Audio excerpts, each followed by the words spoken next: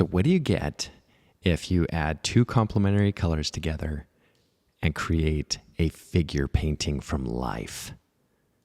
Well, this is basically what you get. I used Asphaltum and ultramarine blue to be able to create this painting from life.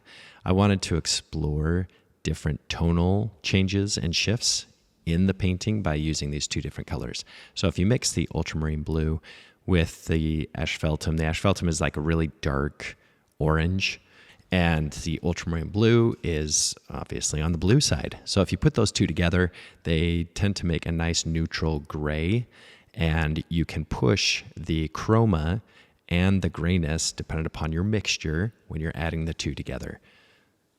I'm just taking this painting, dividing the lights and the shadow shapes. What I'm looking for is cool versus warm shifts. In the shadows, they were relatively warm, so I used almost this straight asphaltum to paint in there. In the lights, I used more of a gray tone. And in the terminator, the value where it terminates from the lighter halftone into the shadows, I increased the chroma with a little bit more blue. As you see here on the breast, it's a little bit more blue, and so I added some more of the orange to the light shapes so that I could describe the coolness of the form on the breast in relationship to the shoulder or the sternum or the abdomen. Those colors are a lot cooler, so you have to make it more gray in relationship to the cool value and color that's there.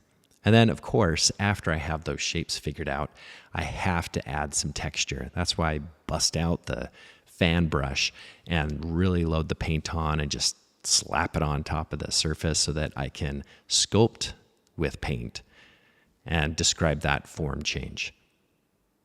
Then I go back in and I start to refine some of the other things. Now, is her head too small? Yeah, it's a little bit too small, but that's okay. You know, I'd rather have a smaller head than too big of a head. Just for personal preferences. It's nothing against the model. It's just a decision that I like to make.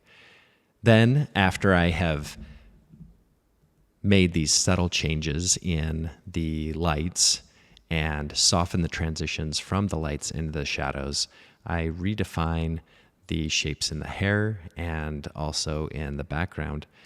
This study in all took about, I don't know, maybe 2 hours to paint, and it was a really good learning experience. I highly recommend painting with those two colors. There are other ones that you could use to paint with, but made it really fun to explore value shifts and chroma shifts with complementary colors. I hope you give it a try and see for yourself how fun it can be.